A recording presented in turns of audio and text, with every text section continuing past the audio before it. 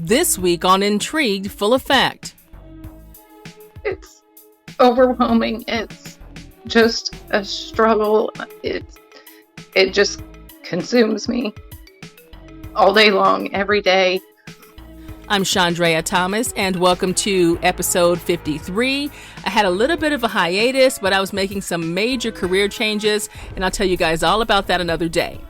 In this podcast, I talk about curious cases, disappearances, and other stuff.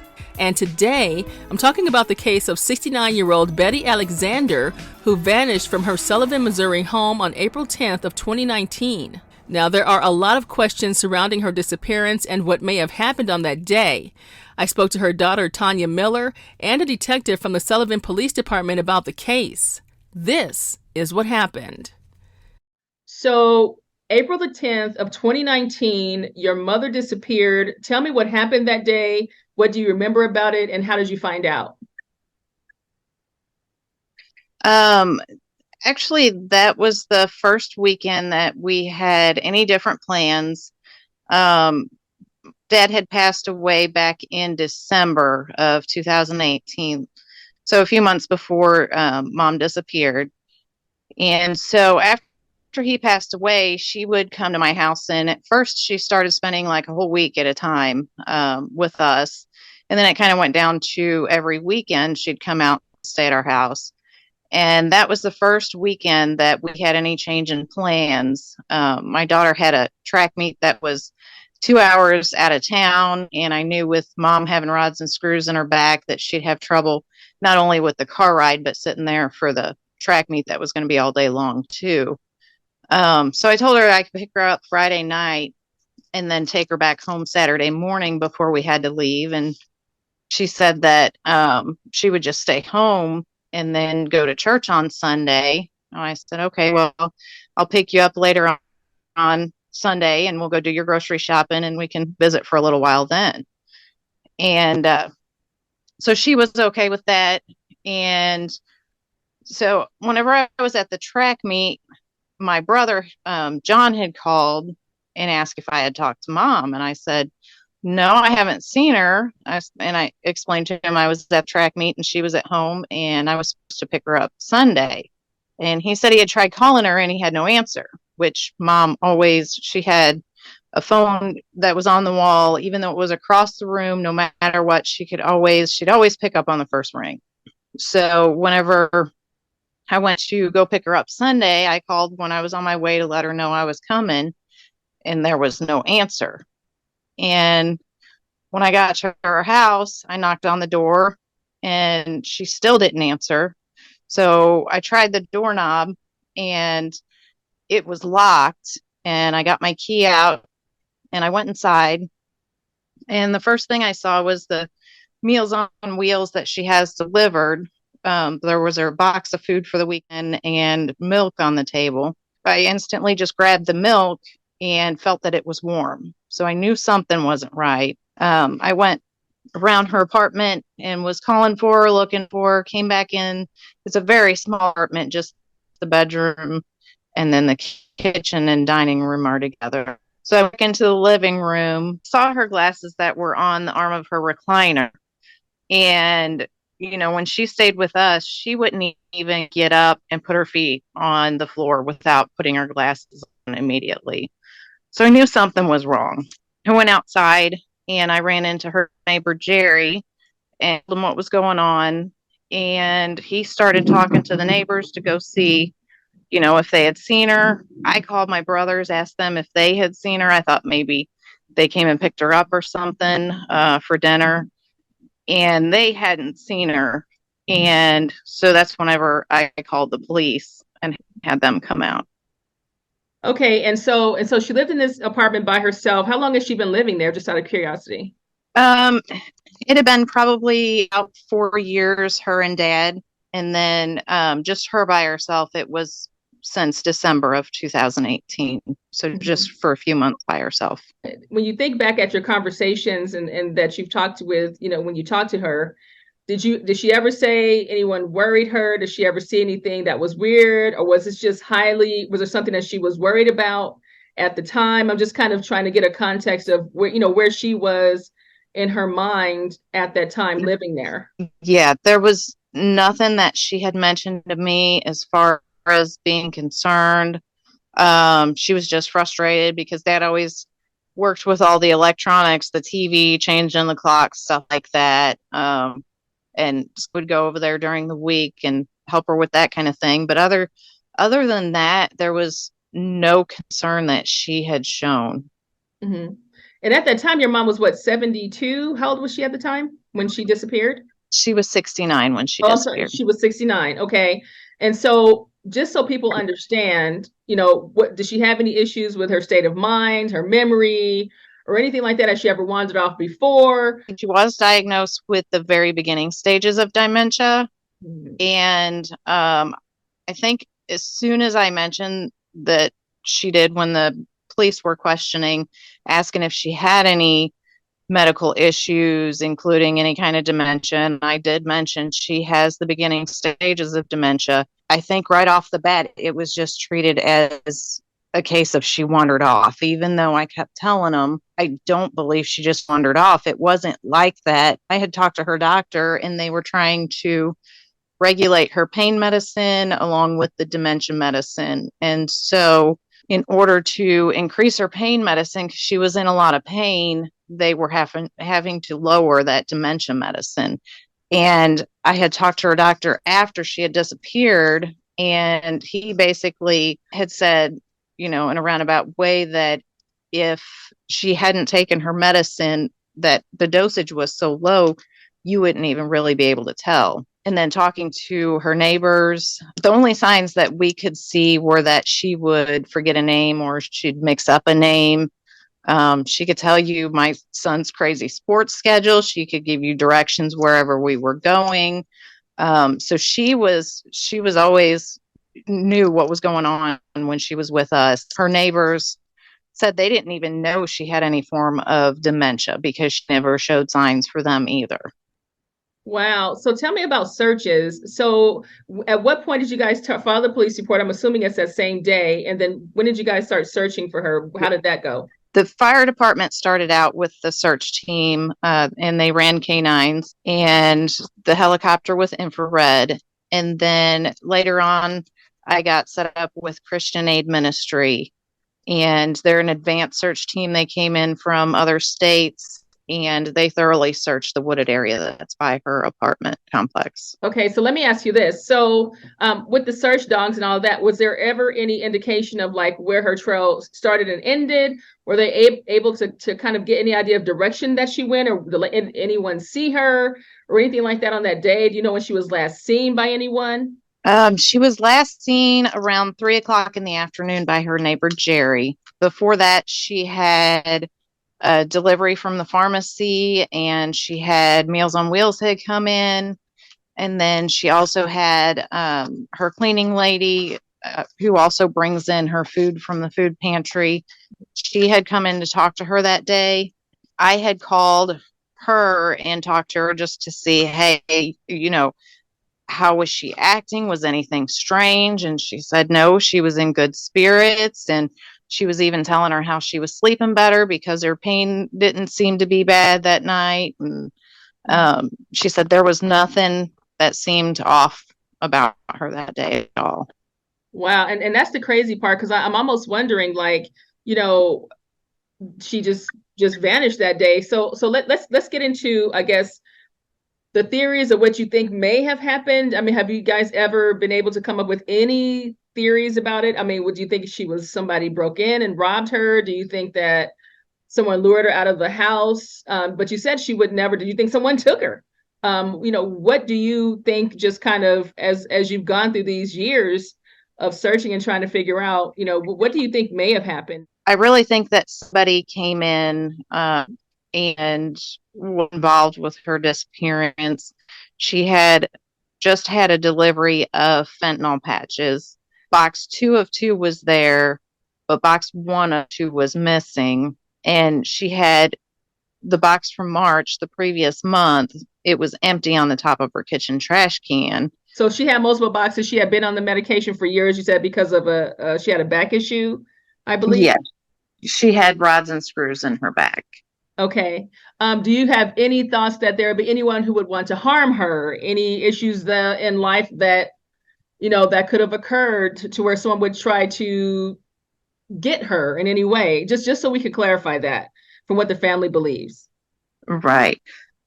There is nobody that I could think of that would have any reason to harm her. She pretty much kept to herself besides being with family. She would just kind of hang out at the apartment complex and talk to the people there. And so, she wasn't around a lot of people. Mhm. And there's no reason that I would believe there was any reason that anybody would want to harm her unless it could be over those patches. Mhm. And let's talk about what she left behind. So I know that there were some major items left behind. Tell me what did you find that was physically there? I know that her glasses were there in a weird position. And what about the rest? I also found that her purse was in the closet. She kept it in the bedroom closet, and it had her apartment keys. It had her non-driver's license, her debit card, insurance cards. Everything was there. Everything was in her purse. She had an outfit that she had picked out for the next day hanging up in her closet. It's like everything in the house was still there. The only thing that was missing was her in that box of fentanyl patches. Now, when you said the neighbor saw her last, where did he see her? What was she doing? Was she walking away somewhere? Or what did they say they saw? He said that he saw her. She had a little flower garden out in front of her apartment complex. And he said he saw her out there working in her flower garden. As far as her social security numbers, activity with any type of bills, money, bank activity, has any of that occurred? What are police saying about that? There has been no activity whatsoever. I can still access her bank account. She had me on that because before Dad passed away, he was the one he handled the bills. So after he passed away, I took over paying her bills and everything for her. So, and I still to this day will check her account just to see if there's any kind of activity. I looked at her Medicare, Medicaid, and to see if there was any kind of activity with that. There's nothing. What about sightings and tips? What have you guys received with regard to that? There's been several possible sightings that have been called in, checked them out, and they've all become dead ends. There was a possible sighting that I'm still not certain if it was actually Mom or not. That would have been that following day on a Thursday. And two employees from one of the companies that's right down the road from her apartment complex said that they thought that they saw her standing in the road by the fire station. And so they walked out to their cars, got in, went to leave, and she was still just standing there in the middle of the road staring at the fire station. They said they had to actually drive around because she wasn't moving. As far as searches, I know you guys had your initial searches. Are there ponds or woods? Like what's because you're in Sullivan, right? That's where she lived, Sullivan, Missouri. So is there any wooded areas that she may have wandered into or something like that?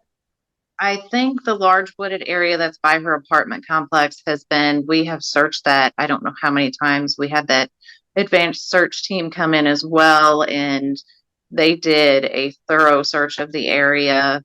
There's two lakes that are in town, and they sent divers in there to check those. I feel like the search has been done pretty good in that wooded area. We've gone back numerous times. There's a K9 team that has been there anytime that I've found a spot that I want to go search, or if they think that we need to search it again. They've even just walked through woods with me just to, help search it. And we're talking about possibly going over a couple areas that they're uncertain were cleared, as far as with the dogs, where they thought there may be possible hits in two different areas of town. Okay. So they want to just go through and make sure that those are cleared off.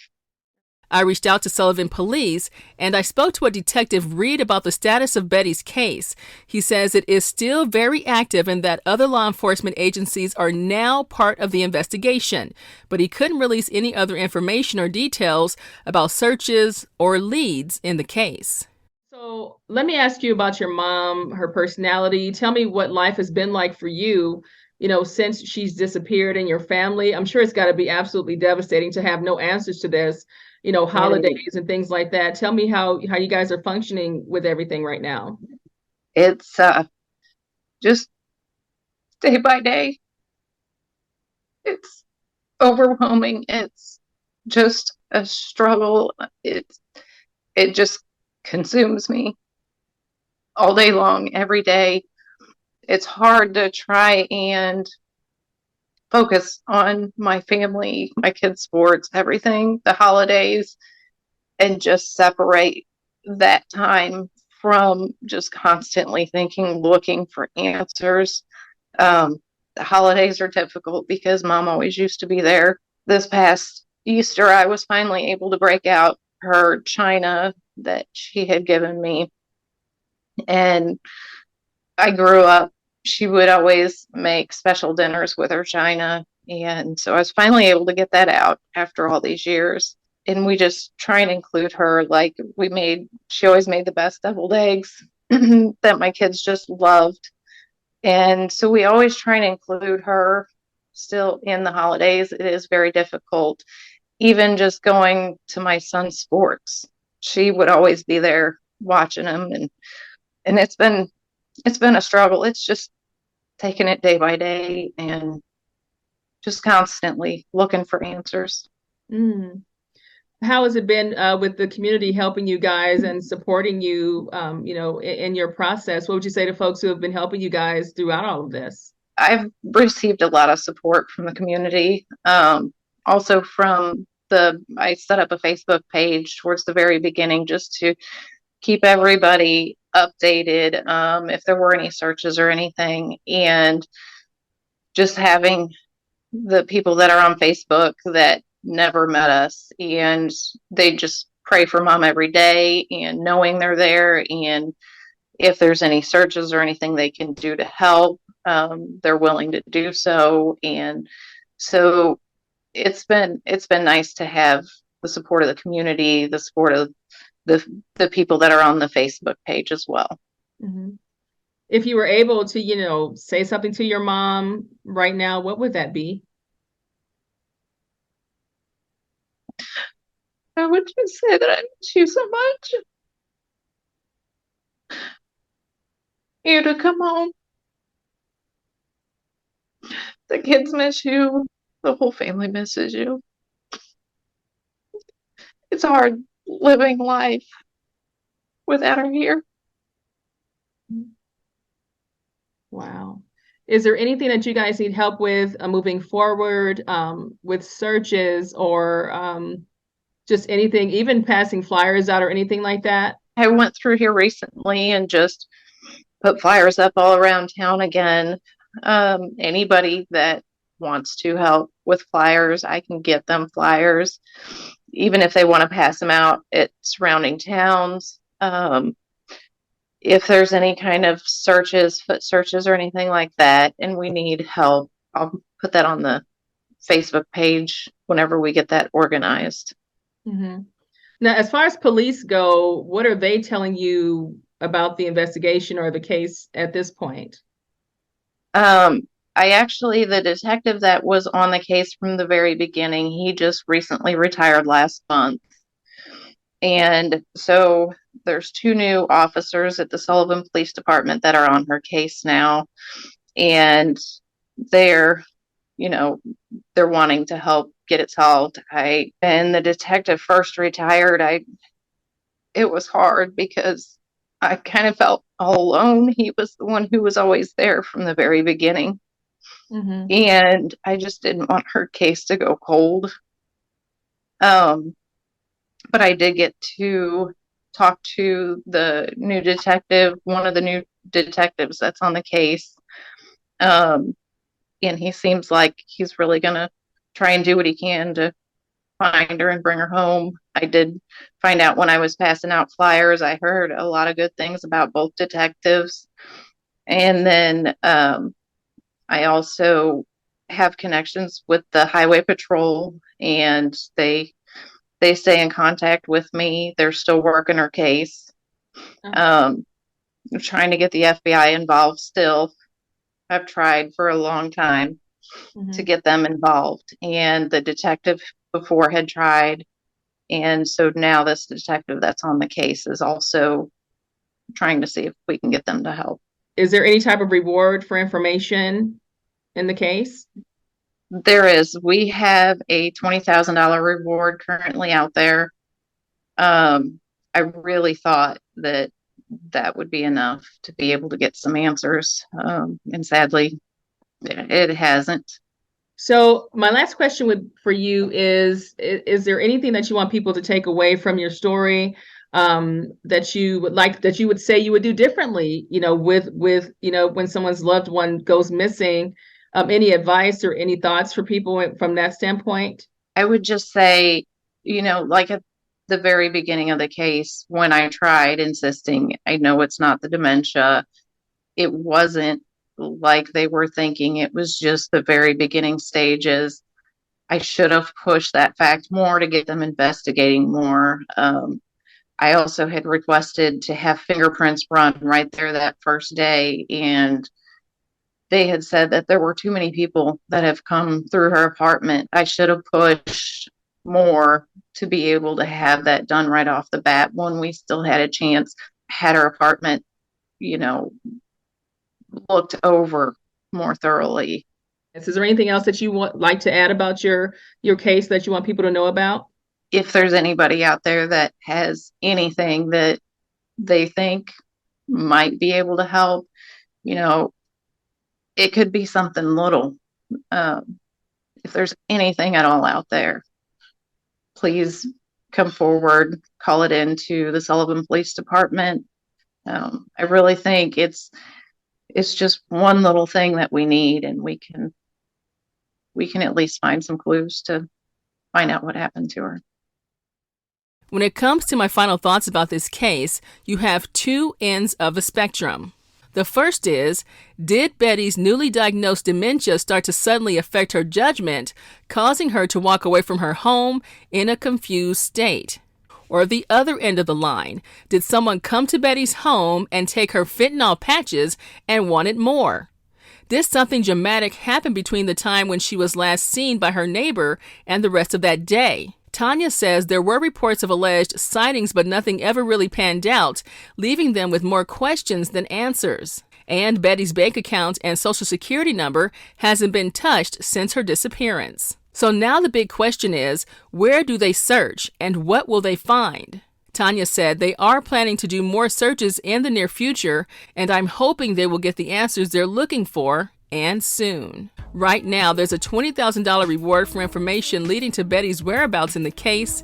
And if you have any information, call Sullivan Police at 573-468-8001 or their anonymous tip line at 573-860-5637. I'll keep an eye on the situation and let you know what happens next. If you have a case that you want me to check out, just visit me on the Intrigued Full Effect website or email me at intriguedfulleffect@hotmail.com. Until next time, be safe and stay true.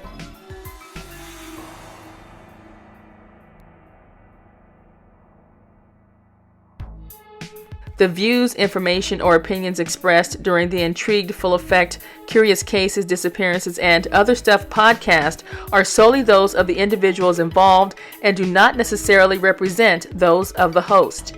The primary purpose of this podcast is to educate and inform. The host of this podcast assumes no liability or responsibility for any activities in connection with opinions shared in the podcast. The podcast and blog associated with it shall not be used in any legal capacity or as a basis for expert testimony. Any copyright material in the podcast is approved by the owner or is part of the public domain. Music by Pond 5.